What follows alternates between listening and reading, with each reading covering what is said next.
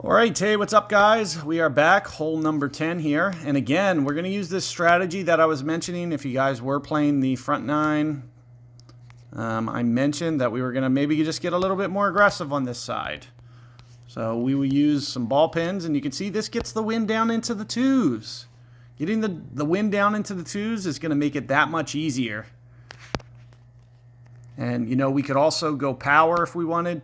Power pins as well, try to get it down just a little bit farther. But I'm just going to show you, and we're just going to play with some wind pins here, and it's just going to show you how much easier it is to get just a little bit more dialed. You know, potentially drop these, especially if you're a really dialed in player and very comfortable from all distances.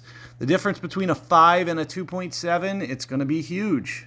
So that's kind of part of the point here. And we're going to be maybe, what, 2 for min here? It's about 2 for min, give or take. You just push up just a little bit more. That's probably going to be just a little aggressive. So let's just call this 2 for min on the big foot. Somewhere around here. 2.7 now. Then you can see this is the difference. We're only doing a 2 ring pull. So anytime we're just doing 2 rings, and this is what I'm saying is, you know, we're less guessing the wind angle now because we're not going to have nearly as much tolerance. So what you're going to see on a lot of these is you'll see, especially, you're going to see much less error with your ring pulls. So I would expect this to come in very, very close to the hole. And as a result, you can see that second bounce right on it, potentially dropping it. So I was a little aggressive with my setup, as you could see, but look how close that second bounce is. I mean, we're that close to getting that drop. And like I mentioned, for all you players that are just maybe a little bit more comfortable with your big foot, if you set up that guide just a little bit shorter than I did, very good chance that you're going to keep that in the 890s. And that's kind of the advantage to using these wind pins, and that's what I wanted to show you guys. You know, and maybe this is a good example of a hole where, you know, getting it up as close as possible, that's going to be the strategy. So why don't I use, you know, and, you know, we'll just blast this up here. You could even use a ball pin. But the idea is you keep this wind small. It's just going to be a great opportunity. And, you know, I could use a third pin here. A ball pin to really blast this up here if I wanted to ensure that I get the 899. But what I wanted to do is just kind of utilize a wind pin here and just show you guys how minimal this adjustment's going to be with a much smaller wind. So this is 2.7. And of course we have the hive layout there on the top. And this is probably one we're going to use the measuring stick here, because it's not going to quite be close enough. This is saying about 35%, but I want to show you how small the adjustment's going to be. It's going to be super tiny. So 35%, hive, 2.7. You don't need to worry about angle. What we do need is the top spin model. 2.7, 35% we said, but look how small this adjustment is, 115 rings. And let me show you what that visually looks like once we actually do the pull. So 115 is going to be somewhere right around here. Let's just show you what this visually looks like. It's barely outside the edge of the hole. So that's how small the adjustment is when you get the wind down super tiny. So keep in mind, if that wind was twice as big, the wind that you would need to play would be twice as much. And there you can see we get it in the hole for the eagle. So a nice drop there. So keep in mind, you know, if that wind is twice as high, let's just show you this, 4.7 for example, or 5.0, you're going to be having to pull twice as far. So that's where that tolerance comes in. Instead of 115, it's 215. It's an extra ring pull, potentially, you know, just making the make that much more unlikely. Now this is a great hole that I like to use pins for. So first what I'm going to do is I'm just going to kind of get my alignment. I'll do this with this. So we're going to do the alignment. Now I'll put the either a driver pin or a driver wood, one or the other. What this does is it just allows me to make sure that I've gone the appropriate number of rings. And of course, we'll just up our top spin here. And there you can see we get the ultimate shot, blasting it up as far as possible. And that's your secret to this hole. When you take advantage of this, get the ball as far as possible. Here you can see 3.8. What this is going to do is it's just going to give us this. And again, you could see, you know, maybe just one more pin. And the reason that we use the driver pin is so our wood doesn't have. And if I would have used the ball pin, I would have been able to put the target up on the green. I would recommend for you guys to put the target up onto the green. Keep in mind, we're going to be using a top spin model, so I'm going to go right around probably 4 rings. You see it says 3-6. I'll probably go closer to 4 with this ring pull. And like I mentioned, maybe the ball pin is probably your best bet here, would be to use the ball pin in addition to the club pin, because what that's going to do is it's going to just allow you to put that target on the green, use some backspin. You'll have much more control of the rollout. So I'm kind of guessing the rollout. Hopefully it looks like a pretty good educated guess. But, you know, if I could have been just a little bit more precise, maybe we get that double eagle. You can see I was just kind of guesstimating. But all things considered, that was a pretty good rollout. Right around 4 rings. Keep in mind, since we're using top spin instead of back spin, that's why we're using this extra pull. So I'm just going an extra 10% or so. That's exactly what you saw, and that was just about perfect, as you guys could see. So that's the idea.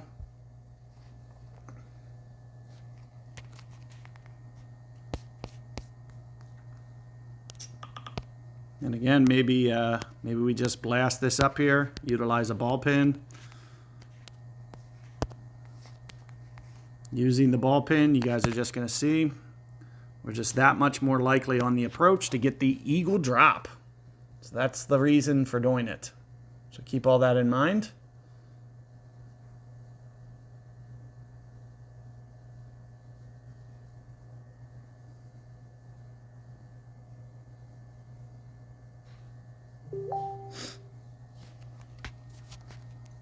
So again, 2-7 here. Let's take a look. Here's min right here.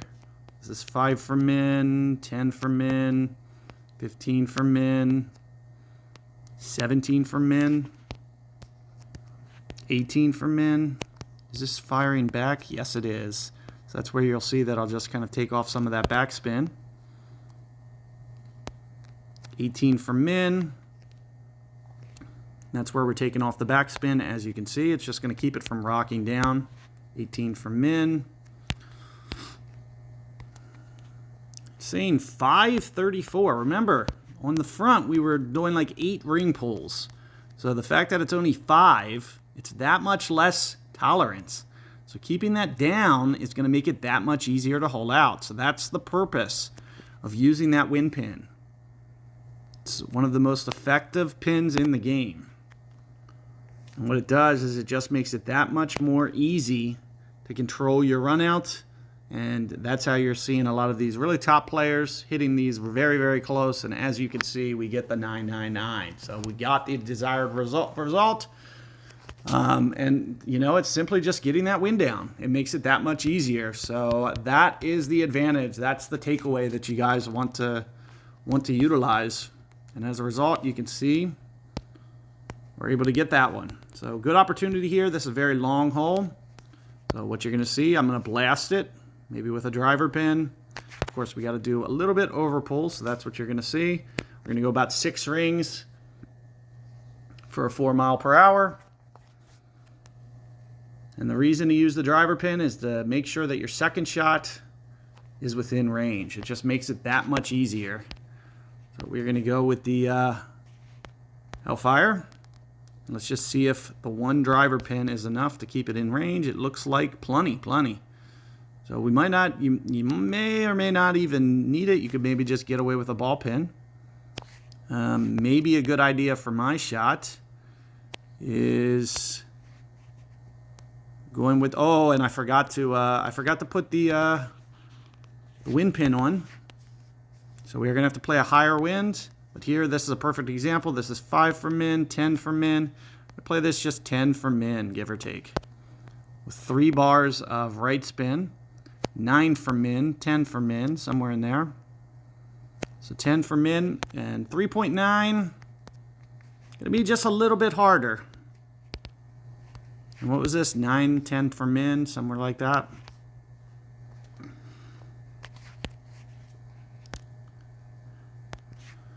It's 972 rings. If we get that win smaller, keep in mind that's going to be that much easier to play. So if we can do, a 7 ring pull instead of a 10, or a 6 ring pull, it's going to just make us that much more likely to get this hole out. So that is the reason for doing it. So keep all that in mind when you guys are playing through your own. This lightning rod should be a good club that you can get aggressive with. Just came in a little bit hot. But all things considered, not too bad. Maybe just a fraction over pull. Of course, I didn't do the exacting thing.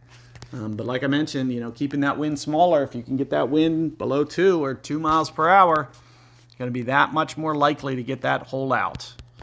That's what we want to focus on. This is a good opportunity, so maybe we go aggressive here. Maybe that's the idea.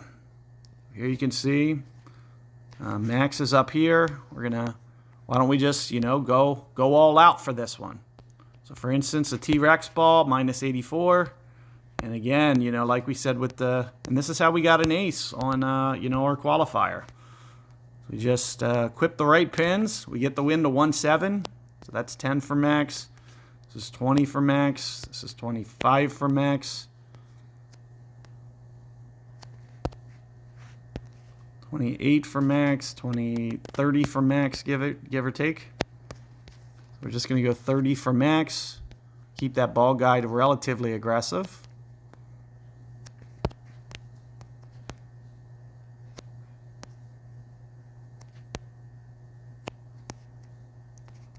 So 30 for Max here.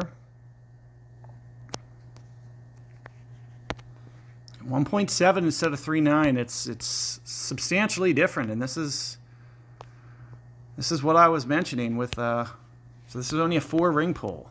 So if you want to dial your game in for wind jitter and master the wind jitter, this is the way to do it. And the more practice that you have with lightning rod, I don't play this game nearly as much as I used to. I'm not quite as efficient as some of the other players, but this is the general idea, is you're just getting the wind down as small as possible. A 4 ring adjustment is going to make it that much more likely that we can just get this to drop. Here you can see it's coming in, and there you have it. There's a hole in one. So this is all there is to it. If you want to master wind jitter, this is the way to do it. Is you just take advantage of good balls, good pins, get that wind super small. And as you can see, we're holding out these long ones, and our name is climbing the leaderboard. We're going to be right near the top of the leaderboard, and that's the secret, to seeing good wind jitter scores. And a lot of players are afraid to play this mode because they don't want to consume the pins. So this is a good opportunity for those of you that do want to take advantage of things like wind pins. It gives you a clear advantage. And I forgot to do it on this one, but this is one of those things, that you just want to pay attention to. 4 miles per hour, it's just that much more difficult to get this honed in. So you guys have seen me play a bunch of shots, and we're just going to switch this one up. You've seen me play a bunch of shots with 4 winds and 1, and you can see the difference. 1 to 2 miles per hour, we can get very dialed. It's much tougher to get dialed here. We're going to do our best. We're going to take off some of this backspin, maybe 3 bars of right spin to just counter this wind here. And of course, this is about 5 rings for Max, give or take. Is that still shooting back a little bit? Yeah. We're going to put this much backspin. This is going to be the backspin, and this is about 5 from Max on Spectra. We're just going to go Spectra, 5 for Max. And again, it's just going to be, instead of 1.9, we're going to have to go 5 rings. It's substantially different. Keep in mind, much more difficult to go the right amount with a five ring pool versus a 2. So that's where using those good balls and pin combinations going to give you a clear, decisive advantage.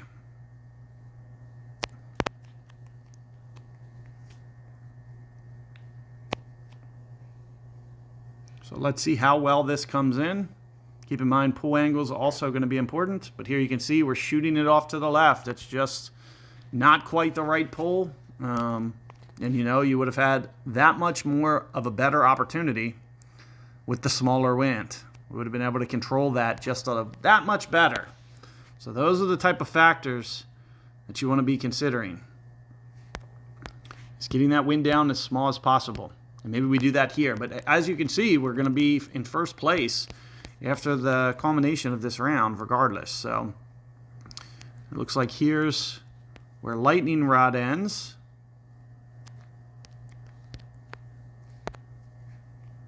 Do we try to go ball pin, for example? I don't think we need to do that. So let me go ahead and we'll remove this. We're going to put back one Bigfoot. So we're just switching our clubs around. Mine Bigfoot. And we're going to go back up to this. And again, we're probably going to go. Let's go aggressive here. Why not? You know, I just want to show you guys this isn't, you know, it's not really luck. You know, we're not taking, when we use the best stuff in the game, we're taking advantage of the situation. Getting that wind down to a small number. And again, this is the max line. So maybe we go extra 1% or something.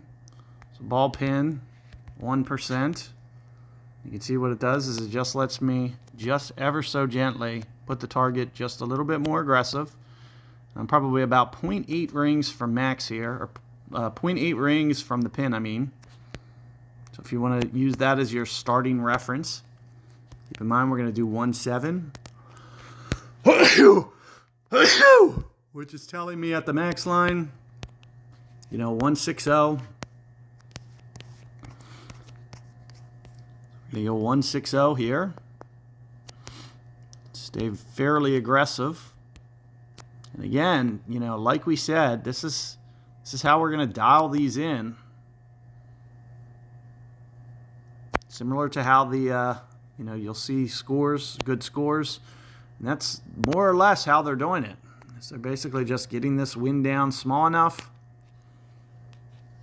It's a good opportunity for us to stay aggressive, which is what you see that I'm doing here. Oh, just coming up short. So right on line, perfect. I mean, a perfect absolute shot. And it just comes up short because of the hill. So we just had to be just a little bit more aggressive with our ball guide there. But you can see how dialed we are to keep it straight on line, and it just comes up short. We just got to be just a little bit more aggressive with our ball guide. But keep in mind, you know, we're going to have a top qualifying score for this round. You know, I don't have to go aggressive on this, so I'm not going to. Keep in mind, the best that we can get is a 999 on this one. So when we're only talking 999 versus 900, I'm just not going to go aggressive on this. We'll just get this out here like this. Just blast this up here. Maybe we're going to go at it with the lightning rod again, I'm assuming. Oh, I forgot to do the pin. But, you know, keep that in mind. If you do want the 999, that's going to be the best opportunity to get it. Instead of a 12 ring adjustment, we're going to be talking, what, 6 ring adjustment? Substantially different. So let's switch back to lightning rod here. And there's the max. This is 10 for max, 20 for max, 25 for max, maybe 2 right spin, 25 for max, 2 right spin. Just to kind of straighten that out. 25 for max, like we said. Gets us down to 11 2 rings. But that's 2 pulls. So 2 pulls worth of And keep in mind, when the wind's high like this, we have no idea what the true angle of the jitter is. So we're going to have to play the guess game. We don't necessarily always want to play the guess game, especially if we're trying to get the hole out. If you want to be more precise, you don't want to do this in 2 pulls. You want to get this wind down more. That's the secret. Get the wind down, it's going to be that much more likely. Now, you know, we could pick the perfect angle and this could still go in, but if you want to increase the likelihood that you're going to make it, that's the secret to doing it. And you can see right at it, just coming in just a bit hot. And of course, we have no control because it's such a large pull. And of course, the more that we're off on the pull angle, the longer or harder it's going to go through the hole. Or, you know, short of the hole, for example. You have less control. But do keep in mind, you know, we went for it 833 versus 999, so we're talking 160 points difference. But we're going to carry 31,000 over. So that's going to be the carryovers. We're taking 31,000 into the final. But that's the secret. Get yourself into those 31, 32 numbers. Get that tiebreaker up as high as possible. It's going to give you the best possibility in the final round. So do keep all that in mind. Best of luck out there. Let me know how it goes in the comment section for you guys. And see you guys next tournament. Take care, guys.